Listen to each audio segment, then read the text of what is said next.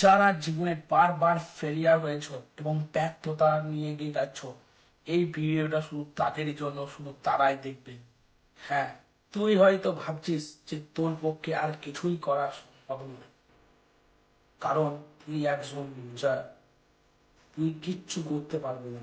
তোর মধ্যে থাকা আত্মবিশ্বাস, সেলফ কনফিডেন্স হয়তো সব শেষ হয়ে গেছে, কারণ তোর এই ধারণাটা সম্পূর্ণ, এবং এই ধারণাটার জন্যই তোকে আস্তে আস্তে অন্যদিকে দিকে নিয়ে যাচ্ছে। তোর ভেতরে থাকা শক্তি, সেলফ কনফিডেন্স শুধুমাত্র জমিয়ে আছে। তাই শুধু নিজের সেলফ কনফিডেন্সকে জাগিয়ে তোল এবং নিজের মধ্যে এক বিশ্বাস তৈরি কর।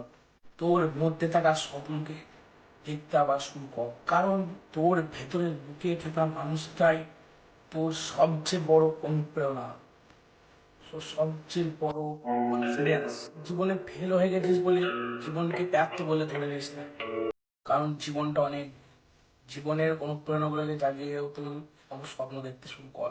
সেলফ কনফিডেন্সটা জাগিয়ে তুই, ঠিক আছে, তবে এগিয়ে যেতে পারবি, মানে জীবনে উন্নতি বা কিচ্ছু করতে পারবি না। সেলফ কনফিডেন্সকে জাগিয়ে তোর আর জীবনে উন্নতি করবি, অতীতকে ভুলে যা।